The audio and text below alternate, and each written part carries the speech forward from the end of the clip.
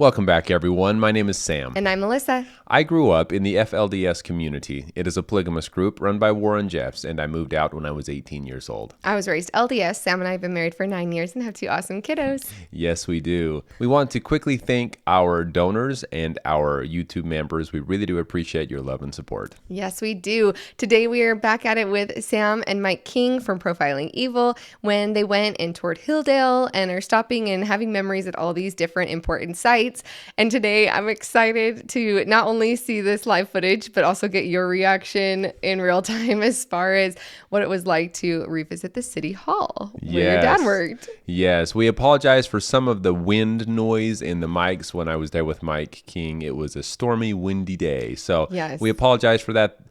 But if there are moments that I say something or Mike says something that we don't feel is clear enough, we'll try to talk about what that was exactly. And this is going to be interesting, though. I had a good time visiting with Mike King from Profiling Evil.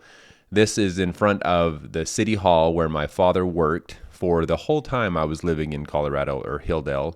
And so it's a lot of memories around this area right here.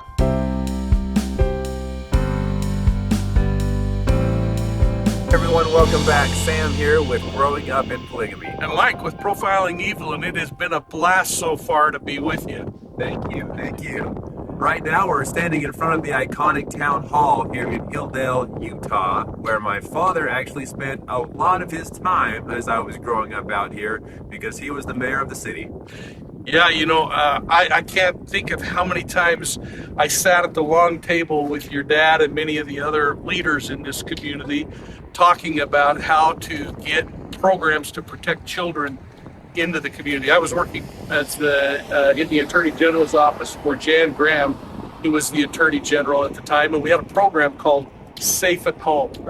And the idea of the program, as we brought it into the polygamous communities, was to tell and teach children that there was a place that they could report abuses safely. Which, again, think about that. Yeah, how are you received? Well, that was my thought. Your father and many other leaders were always very kind, but it was always very clear that we were going to make microscopic progress in this community. I can imagine. I mean, thinking back on how I felt about outsiders and especially outside law enforcement, I wouldn't have ever dreamt of going and trying to talk with someone from the outside world if I needed help. So I was never in a position that I felt that I needed to escape necessarily, so maybe it was different for me. But I can imagine you didn't get a lot of people reaching out. No. Okay, so I'm just thinking, like, if someone comes into your community and they're like, we want to teach your children about, what abuse is and let them know that they can tell us, like, that is such a big slap in the face. Like, that basically is saying we assume, we might not have knowledge, but we assume that you guys are harming your children. Mm-hmm. And so we're coming in with this program. So no matter how good of a place it's coming from, and possibly in the case of Colorado City Hildale, like, it might have even been necessary, right? Like, there was abuses happening, but as a leader like your father, where there weren't abuses in your family, I can imagine how hard it would be to, like, stay calm if somebody's coming to you and saying, we pretty much know that there's abuse happening. Yeah, honestly, or at least from my perspective and kind of the idea that I got around the community is we weren't even surprised.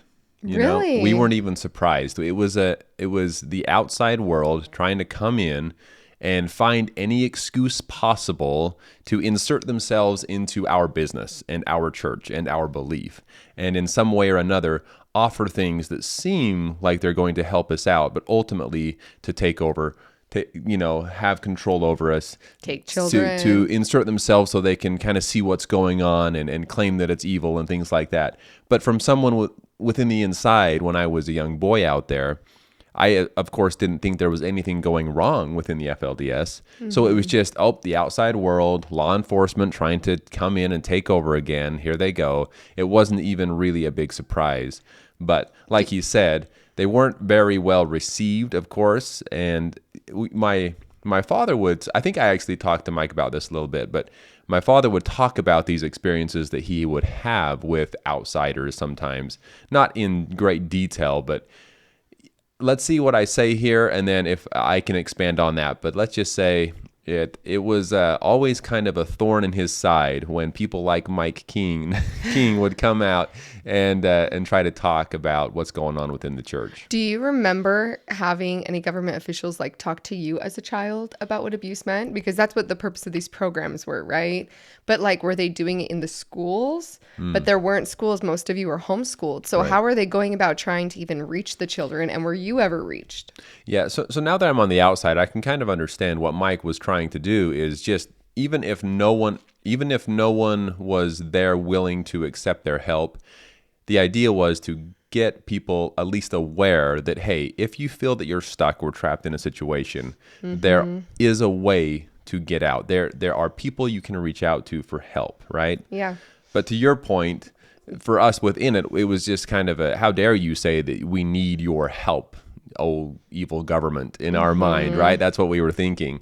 And so anyway, yeah, I think that it was with good intentions, I would say, especially from Mike's point of view. It was with good intentions, but like he said, no one was willing to reach out or trust them, because we were all taught that outside government, in most cases, was not our friend, and that they were against us, so they were an enemy to God. So I think that from my family perspective, because my father was in law enforcement, well, he was the mayor, not law enforcement. He was the mayor of the city. He dealt with a lot of law enforcement and outside people, other government officials from, Utah and things. He would sometimes have to go up to Utah or northern Utah, Salt Lake area, and to have meetings with other government officials. So I think his perspective on government was less harsh than some of the other families, because he was constantly, he was seeing, I think, that there were good people in government that maybe just didn't agree with his views on religion and all that. But at least I don't remember him specifically saying to me, all government officials are evil, wicked people. That was an idea throughout the community, but not necessarily straight from him. Yeah, and kind of going back to, like, did you experience yes, any government officials coming to you, or how did they administer that? How did they get this to the children? And did you get that information from the government personally? I never got it. I never received it. I don't think anyone did, except for the people that Mike King was talking to. Oh, okay. I don't think it went beyond that. I think at that point it was swept under the rug. It was, okay, great, good idea, Mike, but no. I think that was the FLDS view on that, was let's not even talk about this with anyone else. I never heard it. I was trained that if law enforcement or anyone from the outside wanted to, this was talked about a lot. If someone comes up to you and tries to video you, starts asking you questions, you either say, I don't know, you run away, you get out of the situation, you do not talk to outsiders. That was what I was told. Stranger danger. Stranger danger, exactly. Even more if they're law enforcement. Mm-hmm. Frankly, one of the things that we learned through that experience, and that I've learned throughout my career, is that in these kinds of settings where there's coercive mind control, in some cases, and I suspect in this case, talking to law enforcement would be a violation not only of ethical things, but religious things, because you're talking to the enemy, and in many cases someone who probably is more aligned with Lucifer, the government, than with the prophet, Warren Jeffs or Rulon Jeffs. That is true, and we were actually taught to not talk to people. I planned in my head how I would say it if someone confronted me, because I knew that I couldn't say anything. I was taught to not talk to the outsiders if they confronted me and tried to video me. I was told that they would try to trip me up, try to force me to say something that would make the church look bad. And so we were told not to talk. I have to chuckle. I look behind me here and see the Christmas lights and Christmas decoration on the town hall. Now, that didn't happen, did it? Christmas was never celebrated and never would have been allowed. So I have to chuckle a little bit. I hope my father can drive by and see that and see how that makes him feel, because, it's funny. I think it was Rulon Jeffs, Warren Jeffs' father, that at one point they were going down to St. George And he told his family, he said, it was during Christmas time, and he said, if anyone wants to jump in and come down and see the lights of hell, let's go. Right? Oh, my goodness. So it was definitely frowned upon to have any kind of Christmas decoration or lights. Now, Sam, how many years have you been estranged from the FLDS? It's been about 15, 16 years at this point. And in that time, have you seen your parents at all or siblings? So I have siblings that have left as well. About, getting close to about half of my siblings have moved out now. So I do have a great relationship with those that have moved out. For my siblings that are still in it and following Warren Jeffs, I have not seen them or talked to them. As far as my parents go, on very rare occasion, I'm able to see or talk with my father. But other than that, I haven't seen my mother in I can't remember how many years. I'm so sorry. That's not right and not what's supposed to happen. It's heartbreaking because, she means the world to me. Well, both of my parents do, and all of my siblings, they mean the world to me, and it is very, very difficult. And unfortunately, I knew what I was getting into when I chose to leave because I had seen it happen so many times when I was a part of the church. I knew that I wasn't going to be welcome back, but it was a decision I felt that I had to make, and I didn't realize how hard it was going to be on me to not be able to see my family. And especially, even more so now that I have my own kids. Yeah, that's what I was going to ask. Now that I have my own kids, it's made it even that much more difficult, and it's just heartbreaking. You talked about law enforcement in the community. Of course, from the state, the law enforcement folks here were still under police officer standards and training, but everyone kind of recognized that it was the church leading the police department who was out enforcing the laws.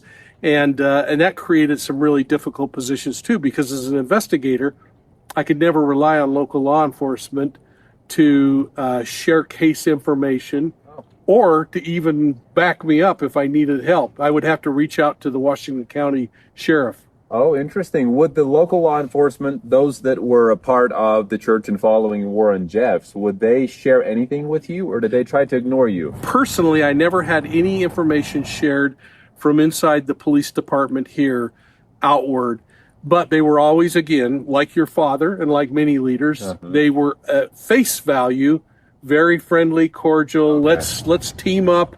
We're in this together, and get out of town as soon as you can, mister. Put on a good face. Yeah. Yes. My father. Just thinking about that, for you guys, being cordial, polite, that face value that he's talking about, you're like, how could we do any more than that, right? That's the epitome of what we can do. But from an outsider's perspective, that raises huge red flags. When you actually can't count on law enforcement in a particular area, then immediately the mind goes to corruption, hiding, deception, all of these things that are probably making Mike King and anybody else in law enforcement go, oh, something bad's got to be going on. And so while you guys probably in the church are thinking we're being nice, maybe they'll leave us alone because everything's hunky-dory and we're kind and we're cordial and all this and we're cooperating. And yet to the outside, that looks like not cooperation because they can see the two-facedness to it. Right. They can see that you're saying one thing and that you're all on board, and then they see another. The actions are completely different, right? So that even raises bigger concerns, and that might be some of the reason why Mike King and other law enforcement people felt that there was this need to at least spread the word that, there is help available if anyone's trapped in any situation, because they had the idea that these people are pretty secretive. Yeah. Right. So what's going on here? Exactly. Well, not to mention the long history of FLDS against law enforcement. The two going against each other, and the raids that happened way back during the time of Leroy Johnson and different things that have always kind of been an issue for the outside law enforcement looking in and saying something is going on here. Yeah, big wedge. Right. Would come home, and maybe he was talking about you sometimes, but sometimes he would come home and he would say, man, I was confronted today in my office by so-and-so from law enforcement, and they just kept hackling me. They would not let me go. I mean, you can see they're trying to fight against the church, and I'm just like, oh boy. It was frightening as a young boy to think that people are coming into our town and they're trying to destroy what we have here. And that was kind of the idea, unfortunately, for us, that when you saw someone like yourself, law enforcement, coming in, we immediately thought you were here to do some kind of harm to us. Yeah. And you know what? I can't blame a kid in this town for hating and pushing away. This goes back to a discussion we had earlier about the difference between a convert cult and a generational cult, where from infancy you were raised in an ideology. And what kid doesn't trust their parents? Exactly, especially parents that teach you so strongly, and you can tell that they're so convinced of what they're teaching you, right? We didn't really have the option to believe something else. You know, you have a lot of parents out there today that say, this is my belief, but you can choose your belief. You know, it's up to you. That wasn't really an option. It was, this is the truth. This is what we believe. If you believe something else, it's wrong. You know, and so as a young boy, I said, okay, yes, sir. Yeah, and that's what you do as a kid. Yes. Well, so you know what I'd like to do? I'd like to go to Warren Jeff's office and talk a little bit about that. And maybe you could help, when we're there, share what's happened to that complex and how it now is helping rather than hurting. Yes, I would love to. Okay, so just a couple of things here that I've been thinking about as I've been watching this and looking at this city hall. We always called it the town hall when we were out there, probably because we felt that we lived in a small town, not a big city. But anyway, as I was looking at it, so many memories came back to me when I was a young boy, and I would go visit. I mean, a lot of things were held at this place. There were performances held in the big room that was there. This is where people would come to vote. This is where a lot of things happened. A lot of people that we would see working in different offices as I would come to visit my father. Sometimes we would bring him lunch. I would come along with my mother and bring him lunch. A lot of different things, that just memories flooding back. One of the memories that came to me as I was looking at this was in the basement, and some of my siblings would have the same memory. In the basement, there was a vending machine. Not so much a vending machine, but just a refrigerator that was kind of off limits, but would have all of these different candy bars and different sugary treats and things. I don't know why it was there. One of the people there was in charge of stocking it. I don't know exactly who they were for necessarily, but in my family, we weren't really allowed to have a lot of sugar and candy and treats and things like that. Let's just say my brothers and I came up with a very intricate scheme each time we visited the town hall to, in some way or another, make sure we walked out without anyone seeing us of the town hall with something from that refrigerator. So I don't know. It wasn't that we were breaking a machine to get it. I look back now and think, yeah, we were definitely stealing. We should not have been taking that. It didn't belong to us. But it was in a refrigerator that had a very easy door to open. Easy access. Anyway, that's just one. But there's so many memories. In my mind as a young boy, the town hall was this massive mansion that never ended. You know, I look at it now and I think that's not even that big of a building compared to other city halls you'll see in other cities. But for me, it was a huge place, this very interesting place that my father worked at and had the coolest job in the world. So anyway, those are just some other memories that came to my mind as I was thinking about this place and looking at the picture behind us of the town hall, that so many memories came back to mind. Yes. If you want to hear more of what it was like for Sam to grow up in polygamy, or join us for more of this tour of Hildale with Mike King from Profiling Evil, then please like and subscribe. Yes. Thank you all so much for being here with us again, and we look forward to talking with you soon. Talk to y'all soon.